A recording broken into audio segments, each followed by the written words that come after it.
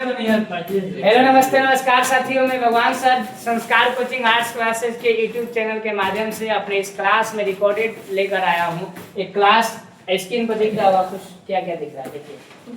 यहाँ पर तो मेरे चमकते हुए सितारे दिख रहे हैं, यहाँ पर दिख रहा होगा 12th ज्योग्राफी नोट्स।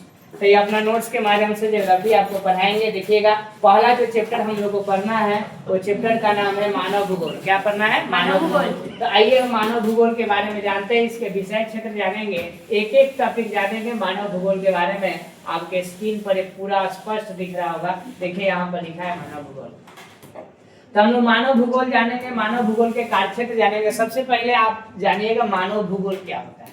जो मनुष्य के बारे में, किसके बारे में? मनुष्य के बारे में जो बातें की जाती है, मनुष्य से संबंधित जो विचार आएगा वो सब का सब आपको मानव भूगोल के अंतर्गत आएगा। जैसे मान लो मनुष्य जो है, जनसंख्या कैसे बढ़ता है, जनसंख्या हम लोग पढ़ेंगे, है ना। प्रति व्यक्ति आय पढ़ेंगे, है ना। राष्ट्रीय आय पढ़ेंगे, इसके बाद जनसंख्या घनत्व पढ़ेंगे। ये सब टॉपिक आपको मानव भूगोल के अंदर पढ़ने को मिलता है। इसके हम लोग नेचर जानेंगे, प्रकृति जानेंगे और विषय क्षेत्र जानेंगे, ये कहाँ से कहाँ तक ये है। आइए, तो जिन बच्चे का भूगोल है उनके लिए भी इम्पोर्टेंट है, और थोड़ा मोड़ा इसमें जो है, और जिन बच्चे का अगर सोशियोलॉजी होगा वो सोशियोलॉजी वाला पूरा का पूरा यहाँ से आता है, ठीक है। और जानकारी के लिए तो बहुत अच्छी टॉपिक है, जो कि कॉम्पिटिटिव में भी आ सकता है ना। देखिए, इस अध्याय में हम पढ़ने वाले हैं मनुष्य और प्रकृति के बीच क्या संबंध है, relation between human and nature.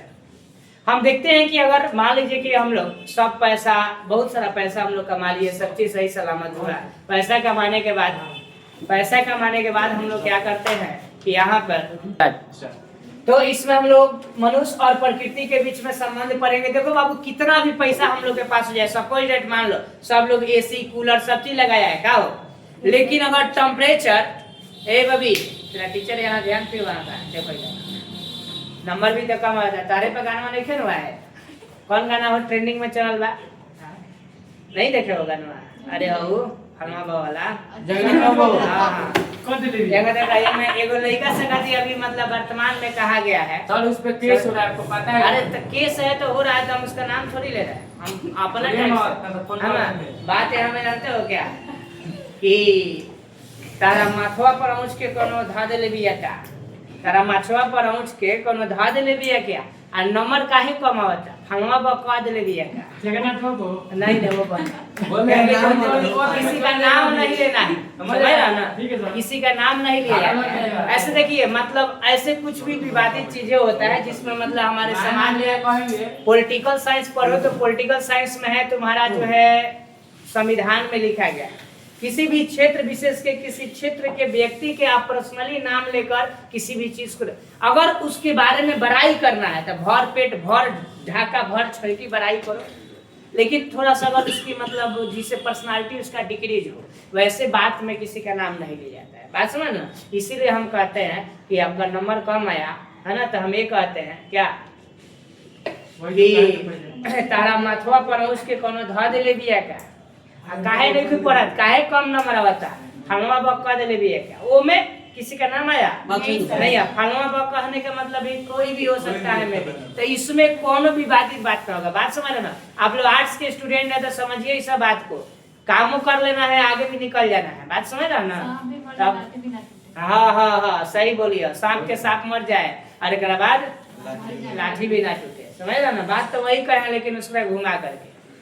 चलिए, तो इसमें हम देखेंगे कि मानव, देखो तो हम बता क्या रहे थे, बता आपसे रहे थे कि पूरा तुम्हारे पास दबा के पैसा है, पैसा पे एकदम पलंग के नीचे पूरा भरल है, सो रहे हो, एसी फ्रिज सब चीज है। सोचो जरा, हम लोग पूरा पेड़ पौधों को मतलब अपने ऐशो आराम के लिए पेड़ पौधों को काटते हैं। जैसे ही गर्मी के दिन में बाहर निकले, टेम्परेचर 55, 56, 60, मुंह से लालका निकाल के फेंक के मर्जी बोलो, का हो यो पैसा कोनो काम में आएगा? पैसा सब पैसा रहा, एसी लगाओगे कहाँ लगाओगे, घर में ना लगाओगे।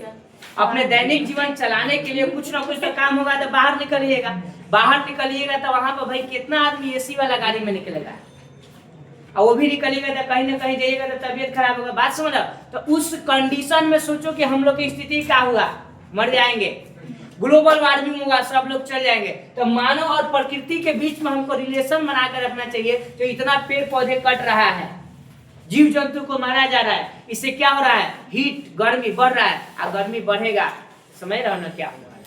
तो इस सब चैप्टर में हम लोग पढ़ना है कैसे हम लोग पर्यावरण के प्रति मित्रवत व्यवहार करें, है ना। जो मतलब हमारा पर्यावरण, हम तो जी ले, आप लोग जी ले। आप सोचिए जिस दिन आप परनानी बनिएगा, आप लोग परदादा बनिएगा, उस दिन आपका जो भविष्य हो, समझ रहा ना, वो भी तो भविष्य को जीने का आप मौका दीजिए। नहीं तो हम अपना पूरा जिंदगी जो है बढ़िया से जी लिए, और उसके समय ऐसा हम करके गए कि वो जब जनरेशन आया तो जनरेशन के लिए जितना तुम कमा कर प्रॉपर्टी रखो, बिल्डिंग विल्डिंग बनवा कर रखो, सब रह जाएगा, दांत चेयर के सर पे चलेगा। कोई यहाँ भोगने वाला कोई रहेगा हो, नहीं रहेगा। बात समझ रहा ना।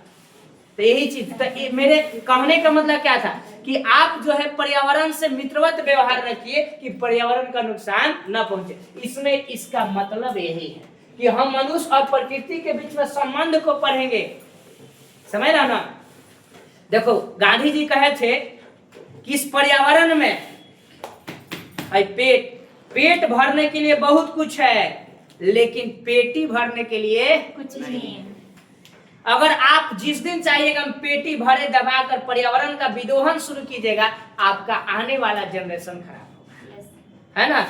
ये चीज गांधी जी का वक्त है, जो कि कथन है जो बोलते या हम भी पढ़े किस तरह मनुष्य ने और प्रौद्योगिकी टेक्नोलॉजी का विकास किया। क्या टेक्नोलॉजी, अभी आप स्क्रीन पर दिख रहे हैं, व्हाइट बोर्ड नहीं है, ये डिजिटल बोर्ड। टेक्नोलॉजी का विकास है, समय समय के हिसाब से कोविड आया, इसका तो लोगों को बताया कि नहीं आने वाले भविष्य में अगर कुछ ऐसा हो कि जहां पर एक जगह लोगों को न बैठाया जाए, अलग अलग से घर पर बैठ करके लोग पढ़ सकते हैं, तो इस तरीका का लेकर आएगा। टेक्नोलॉजी का विकास हुआ कि नहीं।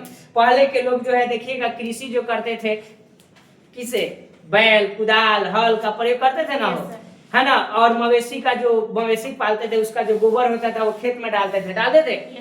लेकिन आज टेक्नोलॉजी का विकास हुआ है, आज वे बैलगाड़ी जो बैल है किसान है वो कम हो गया है, धीरे धीरे उसके जगह पर क्या हो गया है, ट्रैक्टर हो गया है। ट्रैक्टर है ना, ट्रैक्टर जो एक दिन में आपको 20 बीघा खेत को जोत सकता है, लेकिन एक बैल से खेत जोतिएगा 1 बीघा जोतने में बैल का अंतिम हो जाता है, समझ रहा ना। तो आज हमारा जनसंख्या बहुत बढ़ गया था, पूरे जो जनसंख्या बढ़ा बाबू, तो जनसंख्या बढ़ा था उसको पूरे जनसंख्या को खिलाने के लिए हमें क्या करना पड़ा, टेक्नोलॉजी का विकास करना पड़ा ताकि सब लोगों को मिले। तो आजकल हम लोग उर्वरक खाद का जो ही प्रयोग होता है उसमें रासायनिक खाद का प्रयोग लोग कर रहा है, यूरिया हो गया, पोटास हो गया, डीएपी हो गया, पोटास, है ना। अनेकों तरीके का मार्केट में है, जो कि कीड़ा वगैरह मारने वाला जो है, आज तो घास मारने वाला भी है ना। खेत में घास हो जाता था, किसान पूरा क्या करता है कि दवा मार देता है, घास सूख गया, क्योंकि आज उतना संख्या में उसको मतलब उतना लोग नहीं मिल पाते हैं कि मतलब खेतों की निराई करें। निराई समझते हो ना, निराई मतलब जिसको सोहनी करना कहते हैं, समझ ना। ये सब चीज है जो कि हम लोग पर्यावरण के विकास और प्रौद्योगिकी के बारे में पढ़ेंगे। यह भी हम पढ़ेंगे कि मानव भूगोल का क्षेत्र क्या है, कहां से कहां तक फैला हुआ है, यह भी हम मानव भूगोल में क्या पढ़ने वाले हैं ये सब। इसलिए इसमें पिछली कक्षा में पुस्तक में जो आपने पढ़ी थी 11वीं क्लास की बात करा, भौतिक भूगोल। भौतिक भूगोल मतलब समझते हो ना, फिजिकल ज्योग्राफी, जिसमें हम लोग पर्यावरण, पठार, जमीन, पौधा, समझ रहे ना, नदी, एगो चीज बताएंगे तो आप आश्चर्य हो जाइएगा, कहेंगे जानते हो, नदी, पहाड़, पठार, झरना, समझ रहे ना, ये जो मिट्टी, जंगल, जंगल में रहने वाले जीव जंतु सब के सब भूमि है। आपको एक लग रहा है मास्टर पगला गया है, जीना ही सही में। भूमि का डिफिनेशन होता है जो प्रकृति ने हमें मुफ्त में प्रदान किया है, सबका सब भूमि आपके एग्जाम में पूछ सकता है। पठार हम लोग बनाने गए, भगवान ने ना बनाया, प्रकृति दिया है। पर्वत, हिमालय पर्वत हो चाहे कोई भी पर्वत हो, पठार हो, झरना हो, नदी हो, तालाब हो, बोलो सबका सब प्रकृति दिया है नहीं, तो सबका सब भूमि के अंतर्गत आता है, समझ रहे ना। पठार देखो, पर्वत पठार में जैसे जो मरा हुआ जो पत्थर होता है ना, बड़ा सा जैसे पहाड़ है, जो पहाड़ होगा उसमें से पानी का रिसाव होता है, समझ रही हो, तो इसके ऊपर तक छोटे छोटे पेड़ पौधे लग जाते हैं। अब पठार जो होता है ना, उसी को तोड़ करके जितना पत्थर आता है वो आता है। पठार ऊपर से देखोगे ना, ऊपर से प्लेन होता है, अब पर्वत जो है इस तरीका का आता है, उसमें ऊपर तक मतलब जिंदा उसमें पहाड़ होता है ना, जिंदा पत्थर होता है, उसमें पेड़ पौधे लग सकते हैं, लेकिन पठार पर नहीं लगता है। पठार ऊपर से क्या होता है, प्लेन होता है। यही पर्वत पठार में अंतर। मानव भूगोल की भूगोल नहीं भूगोल, गलती से मानव भूगोल की परिभाषा देखेंगे कि मानव भूगोल इतना लॉलीपॉप डिफिनेशन है। मानव भूगोल मानव और प्रकृति के बीच में संबंधों का अध्ययन है, बस हो गया। एक एग्जांपल, मानव भूगोल क्या है? मानव, जैसे हम मानव है तो मानव भूगोल मानव और प्रकृति के बीच, हम मानव है तो हमारा जो संबंध है प्रकृति के, मतलब पेड़ पौधे से, जमीन से, है ना, ये तुम्हारा जो प्रकृति संसाधन में जैसे आ गया, जो भी चीज आ गया प्रकृति के बीच, सूर्य से, चांद से, सितारे से, जितना तुम्हारा एटमॉस्फेयर में दिख रहा है उसको हमारा और उसके बीच में क्या संबंध के बारे में हम लोग पढ़ेंगे, क्या रिलेशन होना चाहिए, इसी के बीच के जितना संबंध है उसी संबंध को हम लोग क्या कहेंगे? मानव भूगोल। नाम है मानव भूगोल, ठीक है। मानव और पृथ्वी के बीच के संबंध को क्या कहते हैं? मानव भूगोल। मानव भूगोल अस्थिर पृथ्वी, बताओ पृथ्वी का है अस्थिर है, समझ रहे हो ना? अस्थिर मतलब समझता हो ना, पृथ्वी हमेशा घूर्णन कर रही है। अगर पृथ्वी का दैनिक गति नहीं होता तो दिन रात नहीं होता, समझ रहे हो ना? तो यही जो है अस्थिर पृथ्वी और क्रियाशील मानव। बताओ आप लोग भी कहीं ना कहीं से चल कर यहाँ पढ़ने हैं, हम फिर यहाँ से कहीं ना कहीं जाएंगे, तो हम लोग क्रियाशील मानव है कि नहीं? क्रिया कर रहे हैं, है ना, बिना कुछ किए हुए तो कुछ मिलेगा नहीं। तो क्रियाशील मानव के बीच के संबंध का भी अध्ययन कराता है। ये भी आपको इस मानव भूगोल का क्या हुआ? डिफिनेशन होता है। और अब की बार जो टेस्ट लेंगे सब्जेक्टिव का, तो ये मानव भूगोल किसे कहते हैं, क्वेश्चन आपको देंगे और इसको दोनों को लिख दीजिएगा, तो मानव भूगोल का आपका डिफिनेशन 2 नंबर का क्या होगा? तैयार। मानव भूगोल का हम क्षेत्र पढ़ेंगे। क्षेत्र कहाँ से कहाँ से, देखो तो दिख रहा है स्क्रीन पर। मानव भूगोल का क्षेत्र पहला क्या है? नगरीय। बताओ तो बाबू, नगरीय भूगोल में नगर के बारे में पढ़ेंगे, गांव के बारे में?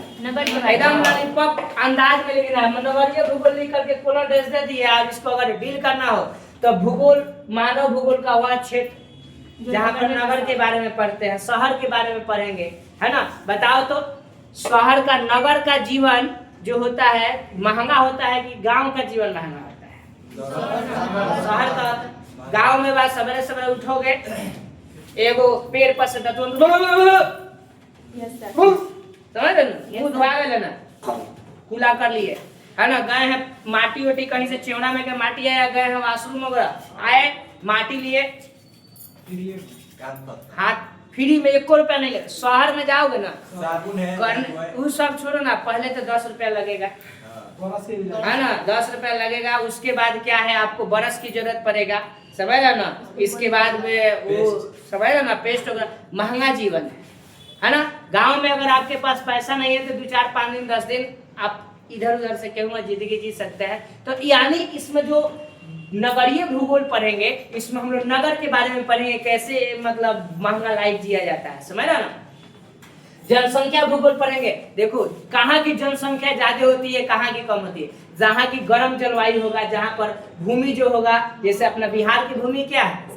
समतल है, उपजाऊ है। जहाँ उपजाऊ भूमि होगा वहाँ पर ज्यादा लोग रहेंगे, तब लोग प्रति व्यक्ति आय जो घनत्व जो है हमारे बिहार की सबसे ज्यादा है। पूरे भारत में 28 राज्य, 8 केंद्र शासित प्रदेश हो गया ना, जानकर आते सबसे ज्यादा घना, मतलब जैसे मान लो है इतना दूर में बिहार हो गया, सबसे ज्यादा लोग रहने वाले अपने कहाँ हैं? बिहार के ही है। जनसंख्या घनत्व सबसे ज्यादा है। जनसंख्या घनत्व का मतलब प्रति व्यक्ति जो होता है वो पूरे क्षेत्र से प्रति व्यक्ति, मतलब एक एक व्यक्ति को भाग दिया जाता है। भाग देने के बाद क्या आएगा? जनसंख्या घनत्व, जो कि आपको बताया। देखो जनसंख्या भूगोल, आर्थिक भूगोल ये भी पढ़ेंगे, इसमें इकोनॉमिकल मतलब पैसा कहाँ से कितना आता है। एक बाद राजनीतिक भूगोल, पॉलिटिक्स के बारे में भी जानेंगे, समझ रहा ना। आवास भूगोल, बताओ तो आवास में क्या बनेगा? अरे आवास भूगोल है, इसमें क्या बनेगा? आवास मतलब घर होता है, घर द्वार के बारे में। सामाजिक भूगोल यानी पूरे समाज के बारे में। ऐसा नहीं हम अभी आपको क्या बताएं कि सब चीज के सिंगार हो जाएगा, लेकिन पता चलेगा कि वो नहीं कहल बा सबके सिंगार भिगवे बिना, पूरा कोई एकदम झुमका तुमका सब पहन कर आई है जैसे घेग निकला है, तो सबके बेकार है कि नहीं बेकार है? तो वही चीज है, मतलब सब चीज हमारे पास रहेगा, लेकिन प्रकृति का विरोहन कहे तो सब बेकार है।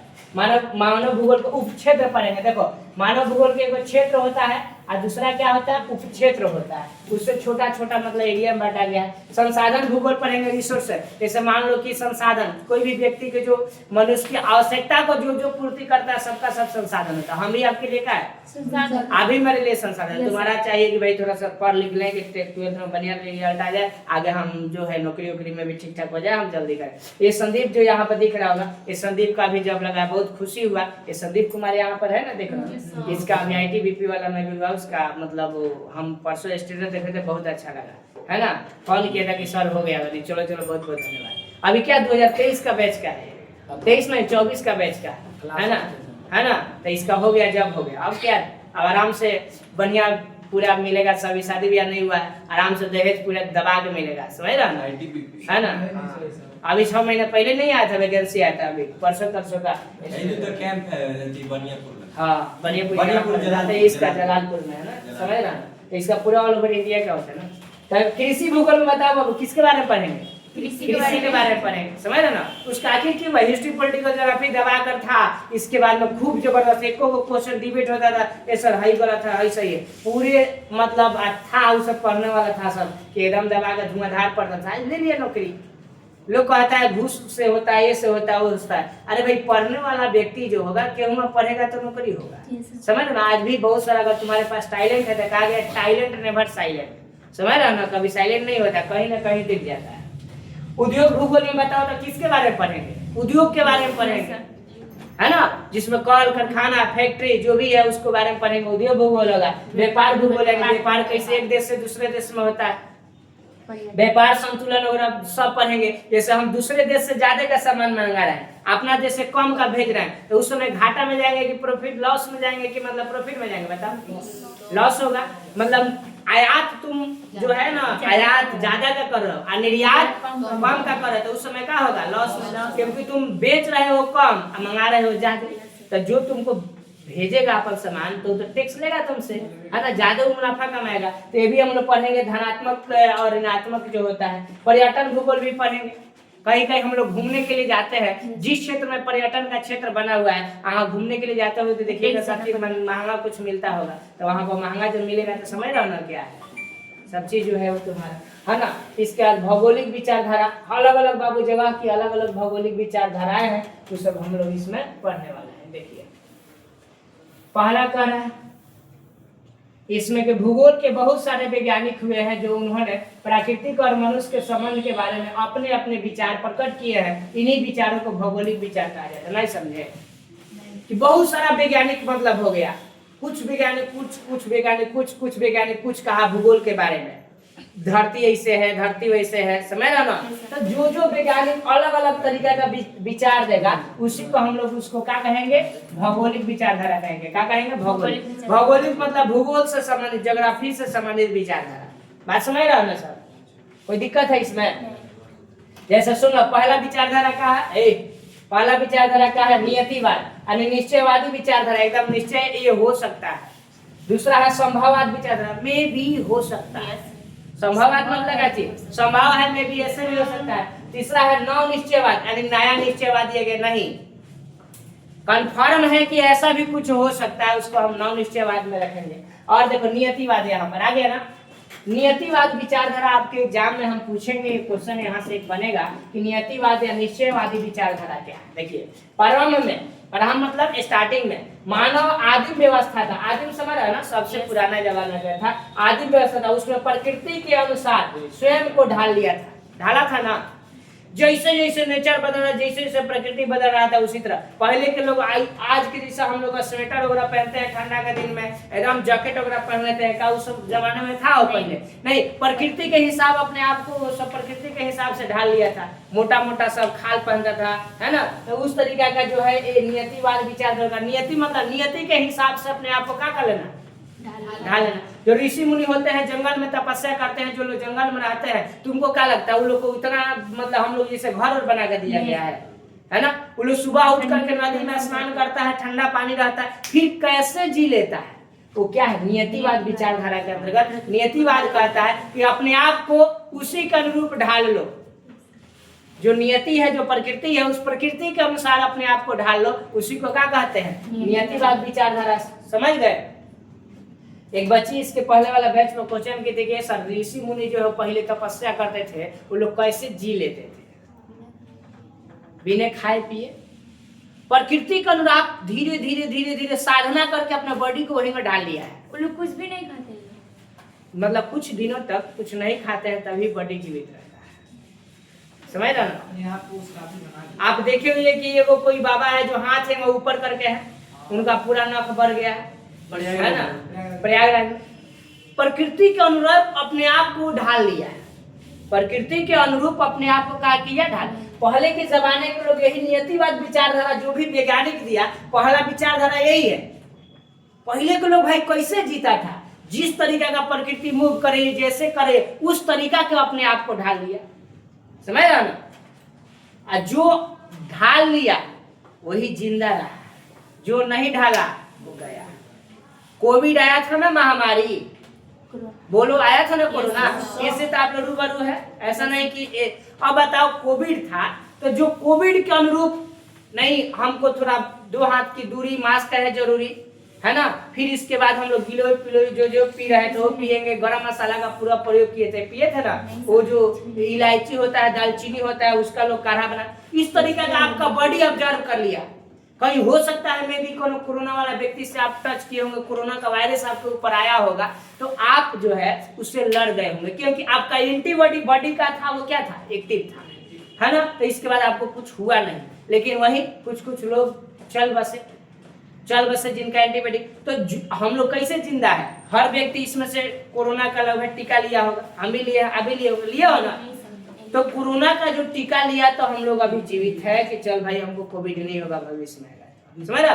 तो इसी तरीके का जो प्रकृति के अनुरूप अपने आप को जो बदल ली। देखो जो भी वायरस आ गया धरती पर कहियो खत्म होने वाला नहीं। अभी हाल फिलहाल का न्यूज है पटना में जो बर्ड फ्लू होता है, पूरा बर्ड फ्लू फैल रहा है बहुत तेजी से पटना में। अभी आज का कल का न्यूज देखिए। समझ रहा ना? तो जो अब मुर्गा मुर्गी दबा के खा गए सस्ता भइल चल खाता नहीं सरकार को इंजेक्शन दे जल्दी है ना। हाँ तो कोई भी चीज को आवश्यकता से ज्यादा लौका जाओ किसान हेते चुक है रात को सुई मार देगा दे देगा इतना बड़ा बयान मिला। हमारे घर पर एग्जाम हुआ था 2018 में, नहीं 18 नहीं 16 हाँ 16 था 17 इसमें। चाचा है बगल के तो बाबूजी कहे थे कि लौका लाना था। जाके शाम को गए थे देखो 100 लौका तुरा। हम गए कि बिहान पापा बोले हैं 35 को लौका चाहिए, कहे कि बिहान ले जाना। आए दादा बिहान में कल होती था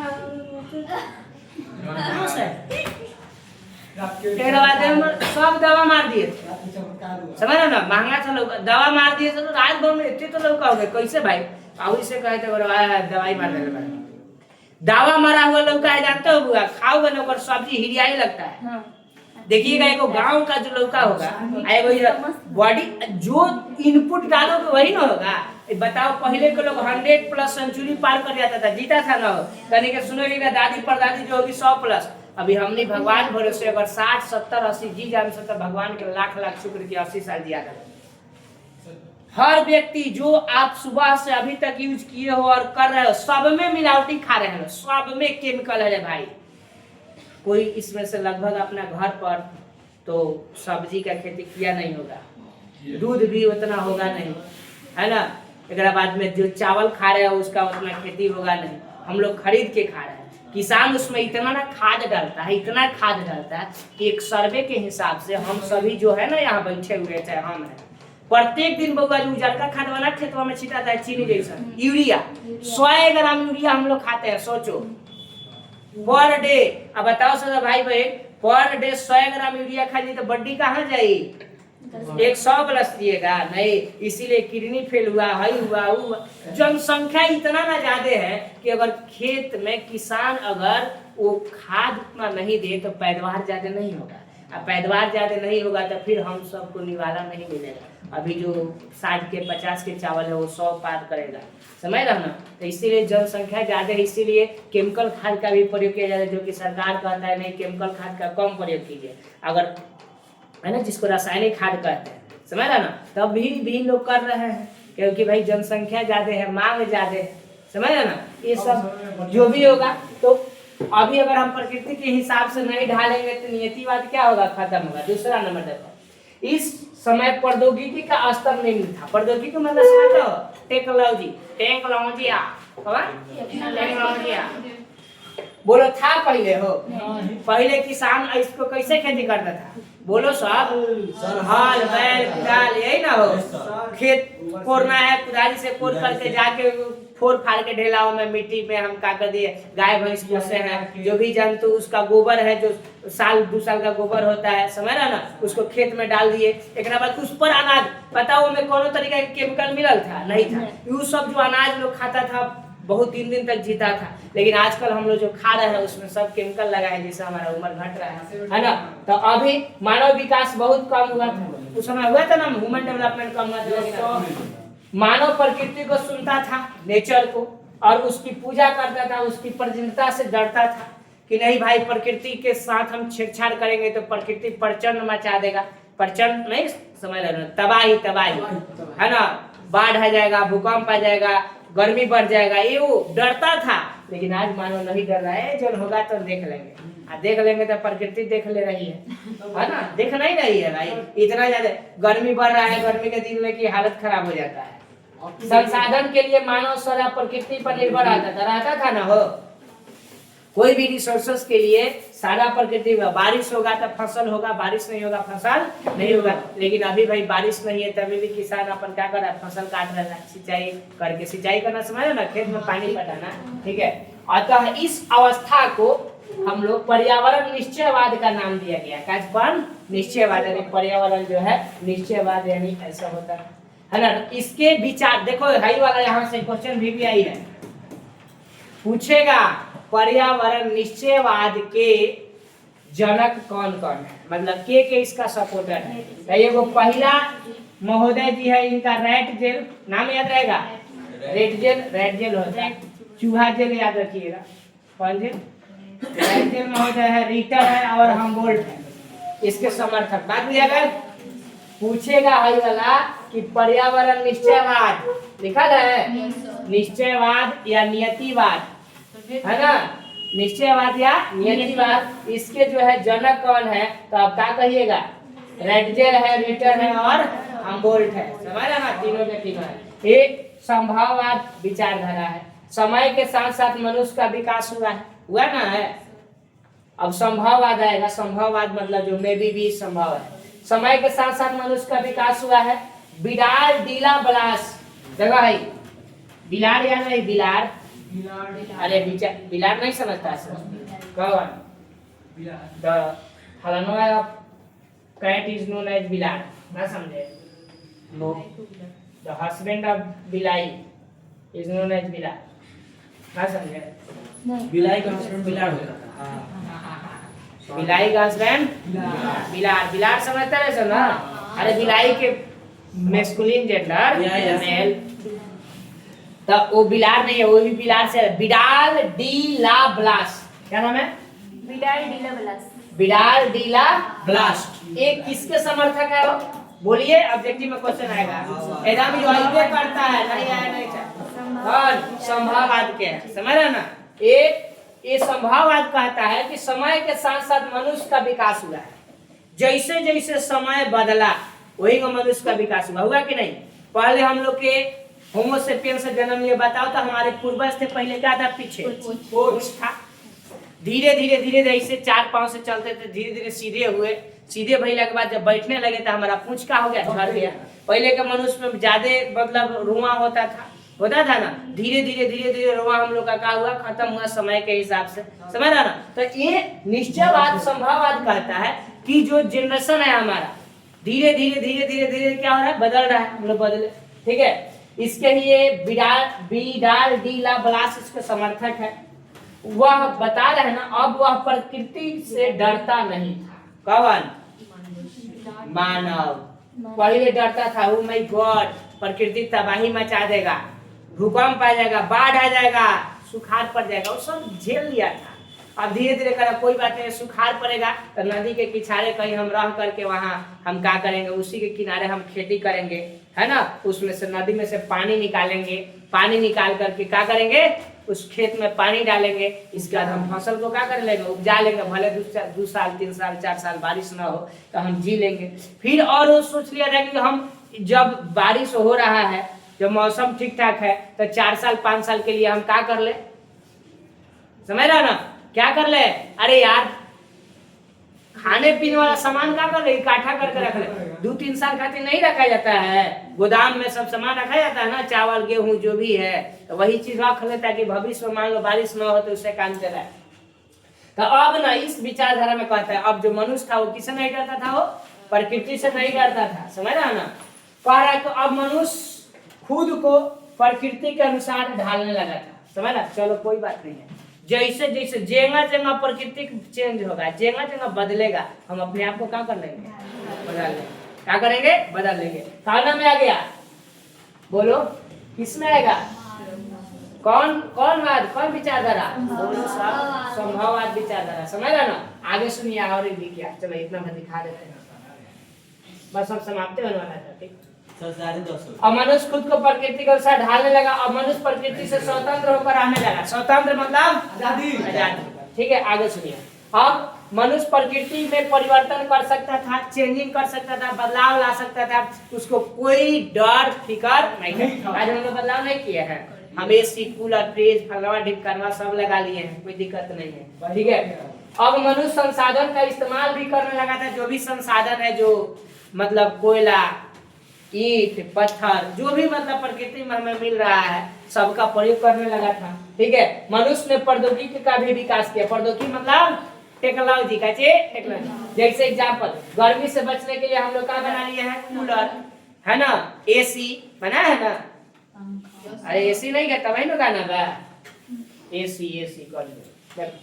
नौ विचार निश्चयवाद, एक मिनट थोड़ा सा, निश्चयवाद विचारधारा जो है, इसके प्रवर्तक कौन है, बोलो, ग्रिफिथ टेलर। क्या नाम है, ग्रिफिथ टेलर है। इस विचारधारा के समर्थक थे, है ना, सबका अलग अलग, है ना। नव निश्चयवाद, मध्यम मार्ग, रुको और जागो निश्चयवाद के नाम से जाना जाता है। इसका जो नेक्स्ट वीडियो है हम लोग नेक्स्ट क्लास में पढ़ेंगे। तब तक के लिए धन्यवाद। दूसरा वीडियो देखिएगा। जय हिंद।